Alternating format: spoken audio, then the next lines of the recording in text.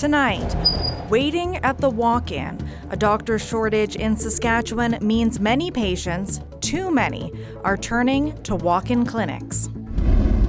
Oh yeah. And a freight train goes up in flames in southeast Saskatchewan. Plus, you're so vain, you probably think this license plate is about you. What's with this province's obsession with vanity plates? It's almost like a tattoo for your vehicle, and vehicles are sort of an extension of you as your personality. This is CBC Saskatchewan News.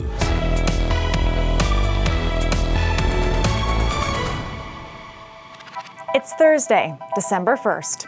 CBC Saskatchewan News starts right now. Good evening, and thanks for joining us. Yesterday, we told you there's a shortage of family doctors in Saskatchewan. That's increasing demand at walk-in clinics. CBC's Yasmin Ghanea spent the morning at a clinic in Warman to see how people are coping. Good morning, Legends Medical. How may I help you? Walk-ins at this Warman clinic start at 9 a.m. At 9:20, the waiting room is packed. I don't know who's ever here for walk-in. People are here with sore throats, coughs, and chronic conditions too. They'll have to wait as long as 3 hours to see a doctor. Hi, good morning. How are you doing today? Dr. Marshall Smith is one of 2 doctors seeing walk-in patients. One physician is on in the morning and one in the afternoon. Between 45 and 50 patients a day, I think, is an average day for me. There's no dedicated doctor for unscheduled patients. Doctors have to see them on top of their own patient appointments. In the community around here, lots of people don't have physicians, especially for their chronic care. National data shows Saskatchewan is losing family doctors, and that means more people are relying on clinics like this. When they do come here to our walk-in clinic, they have more problems, I think, than we would like to address on a visit of a walk-in, so it is more difficult. One of Warman's few remaining doctors is leaving at the end of January. That means Legends Clinic will be the only place offering walk-in hours. Because we don't have enough people, the care is maybe not where it should be. I mean, for our patients and then even for the patients with no physicians. Noha Aziz took the day off work to try and see a doctor here as a walk-in. It's hard because we have to wait. Aziz and her young kids have been without a family doctor for a year. There are no physicians in Warman accepting new patients. We want something close to here, especially for winter time. Sometimes if we have to go, we go to the Saskatchewan or to the University Hospital. Dr. Smith says Warman and other small communities need more doctors. If we have more doctors, I think primary care would be better. People have better care, hopefully be less sick, and then have to go to the hospital less often as well. Until then, this waiting room and others will likely remain packed. Yasmin Ghanea, CBC News, Warman. People in Regina will have another option for accessing healthcare. Cowessess First Nation is planning to set up the city's first urban Indigenous health centre. The facility will be on land Cowessess owns in the North Central neighbourhood, on Albert Street between 6th and 7th Avenues. The 4th-story building will welcome everyone, Indigenous and non-Indigenous. Urban Indigenous Health Center will have primary care, secondary care. We're finalizing partnerships with Saskatchewan Health Authority, with the File Hill, so that some of the Indigenous medicines could be there. So it's going to be access to all, but just picture a 4-story building there that will be Indigenous worldview. Yesterday, the health centre came up at a city committee meeting because the municipality owns a lane running through the block. City Council will have to vote on a recommendation to sell the lane to the First Nation for $1. The Saskatchewan Health Authority is teaming up with the Regina and Saskatoon fire departments to create overdose outreach teams. They will be made up of mental health workers and primary care paramedics. They'll support people who have recently overdosed by providing specialized health care and counseling, and they'll connect them with agencies for long-term support. Officials say this pilot project will get people on the path to recovery. So we do know that the biggest indicator of overdose is a previous overdose. So this is to follow up and prevent those secondary overdoses. So our crews will respond to the same individual several times throughout the course of months or years. So this is about trying to prevent that and stop that and get the aftercare that's needed. Anyone can refer someone to the outreach teams as long as the person consents. A new research project at the University of Saskatchewan is looking to better understand Indigenous gangs, in particular, how and why young people get in and out of street life. Robert Henry is heading the project. He's an assistant professor of Indigenous Studies at the U of S. Robert, thanks for joining us. Thanks for having me on. So what are you hoping to find out about Indigenous gangs, in particular, stuff that we don't know already? Well, I think when we look at this, it's a long-term sort of multiple projects that are going to be co-designed with communities to begin to really understand what is drawing individuals in, what are the reasons, the economic reasons, the social reasons why an individual would see themselves becoming involved in one of these groups, and then how do individuals get out of these organizations and groups as well, and to try and lead what we see as productive lives. But at the same time, the biggest thing is how do we begin to actually create effective policy to make sure we're supporting individuals so that they don't find themselves following this sort of pathway down this sort of lifestyle. Can you tell me a bit about your theory of survivance and how it relates to why you think young Indigenous people join gangs? Sure. So it's not my theory, but it's a theory that's helping frame everything here. So it's about survival, resistance, and resurgence. And so what we understand when we look at the issues of street gangs and how I've been engaging with people who've been involved in the lifestyle over the years is that they're looking for a way in which to find the necessities to actually survive, to find ways in which, like, economic opportunities, opportunities to be able to protect themselves and others within their family and so forth.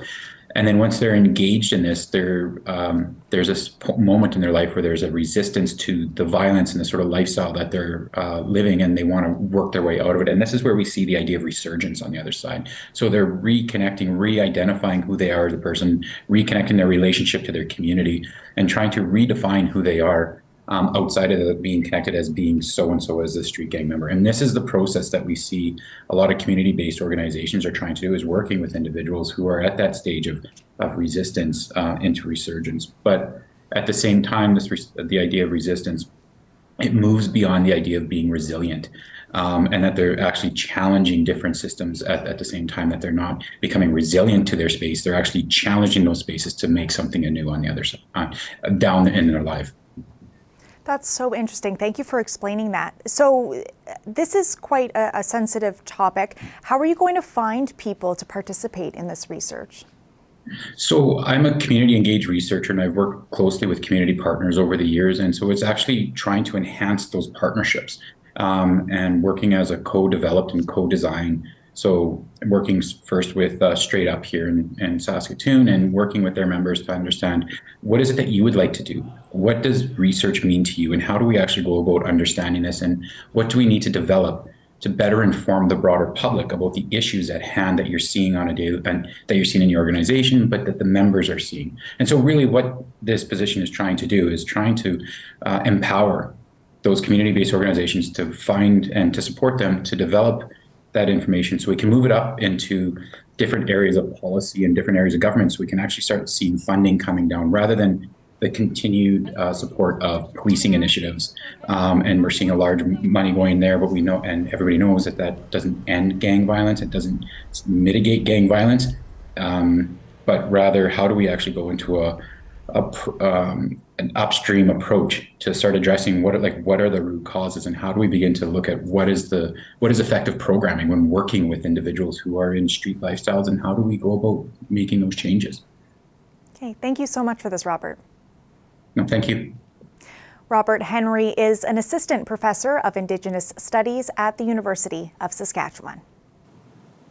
Saskatchewan has introduced a piece of legislation that the government says is aimed at protecting law-abiding owners of firearms.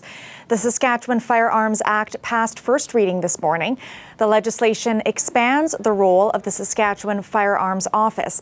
It appears to be the province's attempt at pushing back against the federal government's plans to expand gun control. The minister in charge says the RCMP could still potentially seize firearms, but she implied there might be consequences if they do. I guess they can. But bearing in mind that we as a province fund the RCMP to the tune of 70%. So it could even get more interesting. Tell was asked whether that could include defunding the RCMP if the federal government directs Mounties to seize firearms. She said all options are on the table. She also said the new bill will restrict provincial and municipal agencies from receiving federal funding to seize firearms. More people are calling for greater oversight of independent private schools in Saskatchewan. A former student at a private religious school in Regina says he was traumatized there a decade ago. He says the principal found out he was gay and made him feel evil. He says he nearly took his own life. I think something obviously kind of needs to be done to bring about change and prevent this from happening to other students. One of the things I've kind of said is that I was strong enough to get through all the rough times, and I know there might not be students in the future who can be strong enough. Cody Hamilton was at the provincial legislature today alongside opposition education critic Matt Love. Hamilton wants the government to ensure all schools respect human rights. Dozens of former students of a private Saskatoon Christian school have called for the same. They've launched a lawsuit and filed police complaints alleging multiple forms of abuse. Education Minister Dustin Duncan says oversight has increased since Hamilton was a student, and creating a safe learning environment is the top priority. Happy December! Downtown Regina is fully decked out for the holidays, and the blustery weather didn't deter shoppers from trying to check off their lists. How much snow can we expect and for how long? Stay tuned for the weather forecast after the break.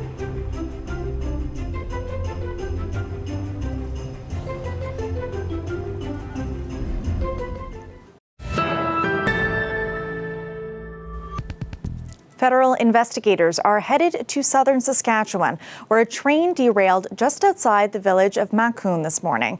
Amber Manti drove past the scene with her husband. And there was smoke coming up, and Jordan was like, geez, I think the railway's on fire.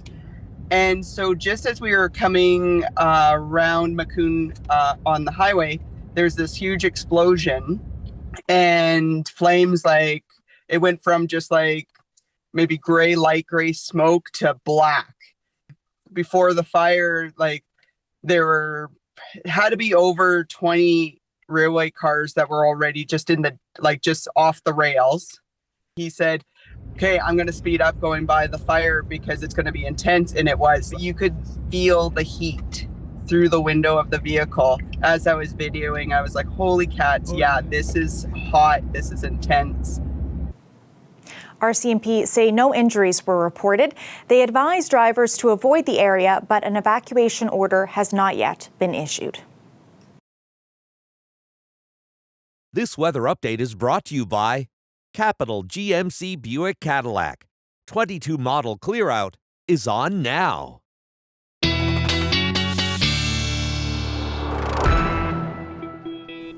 Heather Morrison joins us now with a look at our weather forecast.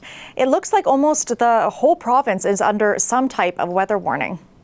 It feels that way, Natasha. I think it would almost be easier to tell you which places aren't under a warning, but let's take a look at what's going on in the province. So the big deal is this extreme cold warning. As you can see, it's already all over Alberta, and it's coming into this central west portion of the province. But do you see the blues down there? That's a snowfall warning. So we do have two things going on. The extreme cold also affects the far north, and that means we're going to see wind chills below -40, maybe all the way down to -48 overnight.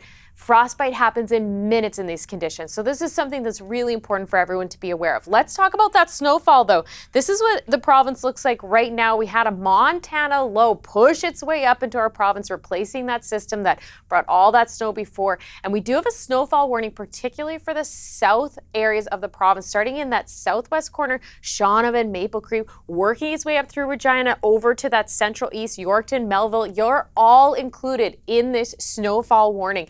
That's going to start pushing on after it leaves about 10 to 20 centimeters overnight. And then by noon tomorrow, we get the clear skies. But that's when we get the other part of the story, which is that cold Arctic air. We've been talking about this all week, trying to push its way down from the upper atmosphere. So as you can see here, let's take a look at our temperature trend over the next couple of days.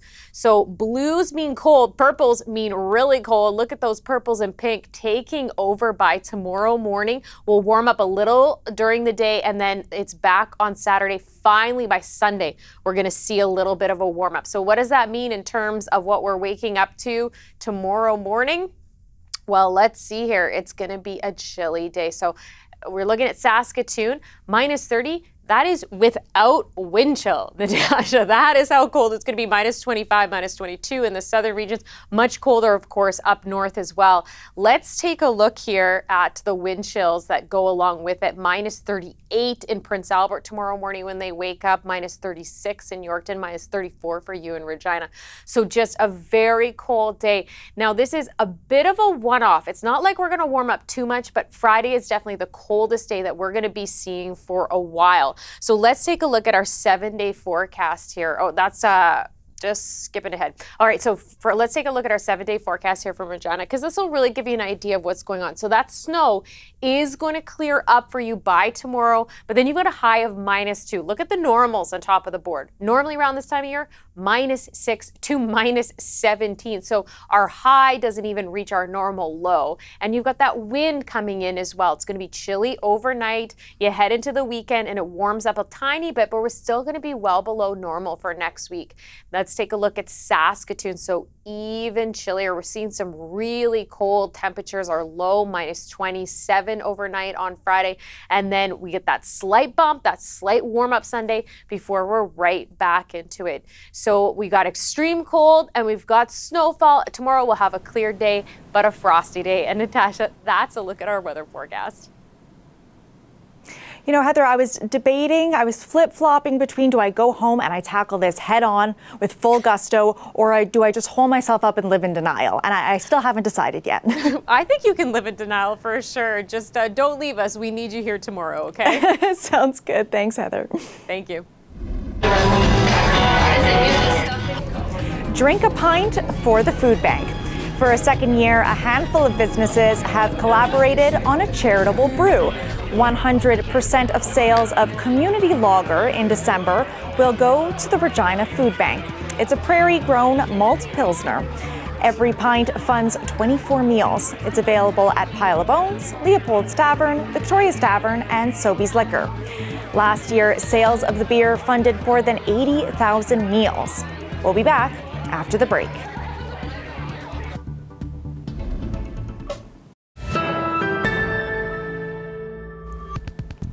If you drive around Saskatchewan, you've no doubt seen them. Fun, personalized license plates. They give us a glimpse into a driver's life or personality. CBC videographer Kirk Fraser saw so many of these plates, he set out to unearth some of the stories behind them.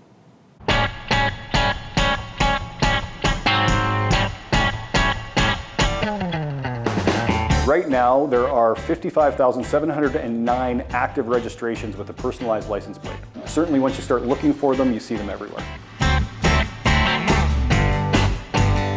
I didn't really want one, my husband did, but then he's like, well, then I think you need one, so we have matching. He's got YQR to LAS, and then I have LAS to YQR, because we love Las Vegas and we usually go 2 times a year.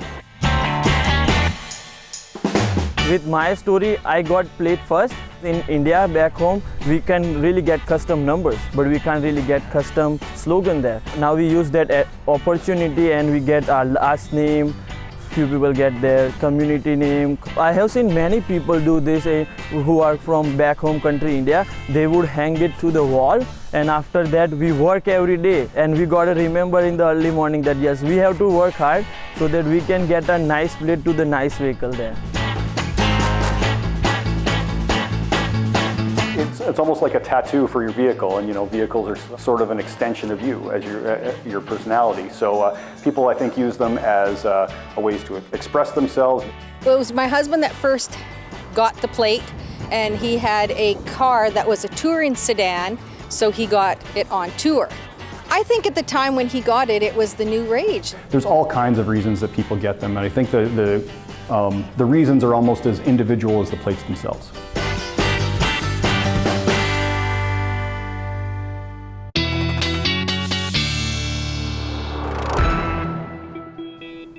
Heather Morrison is back with a look at what we can expect overnight. Hi, Heather. Hey, Natasha. Well, it's going to be an interesting evening, particularly in Regina. Let's take a look because we do have a bit of that snowfall. That Montana low is going to be covering that area. So you can see drop down to minus 15 with the wind chill, minus 25. But once that snow clears, look what happens. The top temperature is going to drop a lot, waking up to a wind chill of minus 35, and then really not improving much throughout the day. You can see at noon there, still minus 22 with the wind chill of minus 35. That's that cold Arctic air. I'm telling you, tomorrow is the cold day for our province. Minus 23 at midnight in Saskatoon, and then it's going to be much colder as that Arctic air moves in. Minus 28 with the wind chill, minus 38 tomorrow morning, and minus 25 by noon. So just a real chilly day as that cold Arctic air makes its way into the province, and we have those extreme cold warnings. Thanks for that, Heather. Stay warm. You're welcome. At home, they can be found begging for treats or lying on the couch. But in the ranching world, dogs are hard workers and stock dogs are trained professionals. We checked out a few of the cattle herding canines at the Canadian Western Agribition. There are 6 obstacles out there, and they need to put the 3 head of cattle through each obstacle in sequential order. So if you drop one cow through the obstacle that doesn't complete it, you drop 10 points for each cow.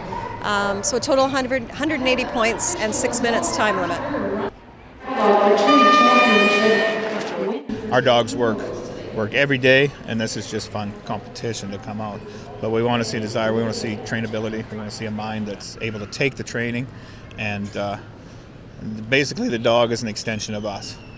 I can be moving cattle 300 yards away with a whistle and having a dog out there. So basically the dogs suit the people. I mean, everyone here has a little different flavor of dog because of what they put into it. A standard set of whistles. So there's flanks to the right, there's flanks to the left, there's a stop, of course, a lie down, a stand, a walk up. It's bred into them. They are created to want to work. Most of the dogs here today are Border Collies, but we've got a few Australian Shepherds, and that's their natural instinct, is to bring stock to the handler. So we just kind of capitalize on that. Putting some of the mechanics onto it is the tougher part, where we need to take them out of their instinctual phase and ask them to do things that maybe aren't natural. But if they're obedient enough, and that's where we kind of look for a combination of a dog that's strong and tough-minded but obedient at the same time. If they're obedient enough, we can harness that and direct it the way we want it to. So we start with them when they're pups and keep working, and it's a passion, and it takes a lot of time, but there's nothing better than having a partner that will lay their life on the line. And as you can see, the dogs are pretty small compared to the cows. That's it for us tonight. For news anytime, head to cbc.ca/sask or subscribe to the CBC Saskatchewan YouTube channel. Glenn and Reed will be back with more local news at 11. Thanks for watching. Have a great night.